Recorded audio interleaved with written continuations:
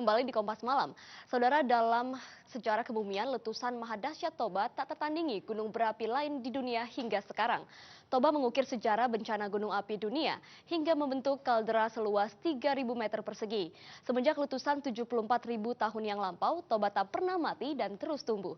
Tim Kompas Ekspedisi Cincin Api menelusuri eksotisme kawasan Toba untuk mencari kepurbaannya.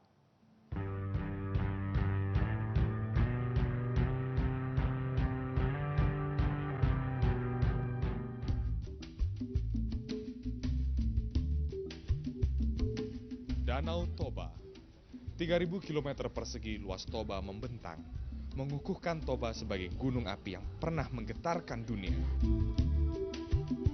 74.000 tahun lalu, gunung api raksasa Toba meletus dengan brutal. Ilmuwan mencatat kekuatan letusan Toba setara dengan 20.000 kali letusan bom atom Hiroshima di Jepang. Toba menyemburkan abu vulkanik selama 2 minggu. Material vulkanik Toba menyebar ke India dan Afrika Selatan.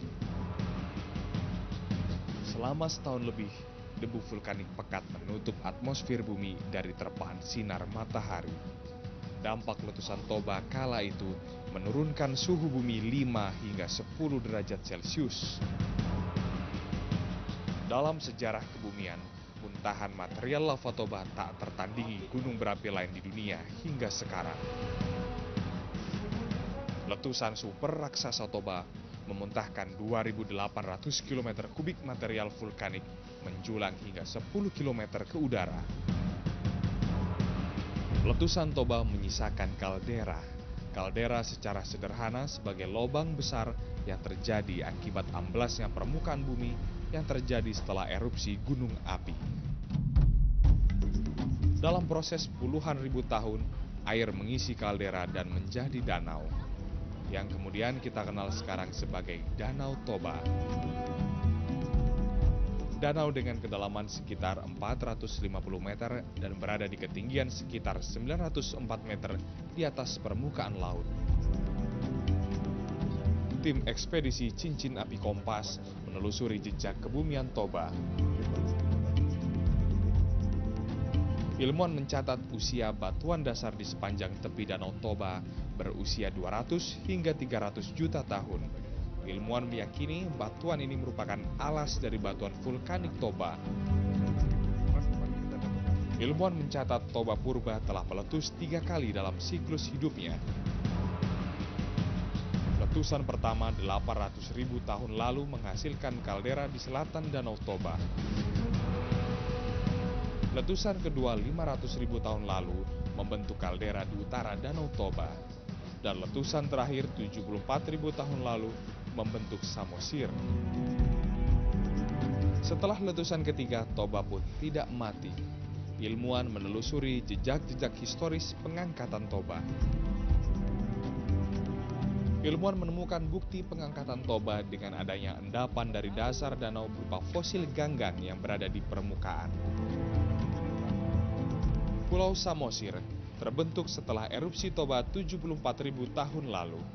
Pulau Samosir dapat dikatakan sebagai gunung baru yang akan tumbuh.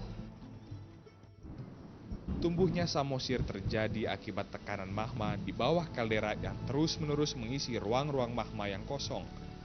Proses tekanan magma secara bertahap membentuk gunung baru sebagai cikal bakal anak dari Gunung Toba.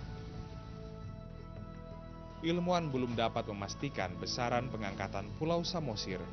Namun sejak 74.000 tahun lalu, kini ketinggian Pulau Samosir sekitar 1.000 meter di atas permukaan laut.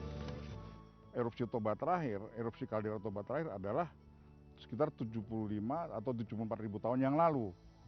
Berarti kalau kita berpegang pada satu evolusi atau periodisitas yang itu, masih ada sekitar 200.000 tahun lebih ke depan. Ya, apakah kita harus mulai deg-degan mulai saat ini atau khawatir dari hari ini? Saya rasa kita sudah bisa mendapatkan satu jawaban. Untuk saat ini tidak perlu merisaukan akan terjadinya satu erupsi kaldera di Dalam kemegahannya, Toba menyimpan kisah kebumian yang telah mengukir sejarah bencana gunung api dunia.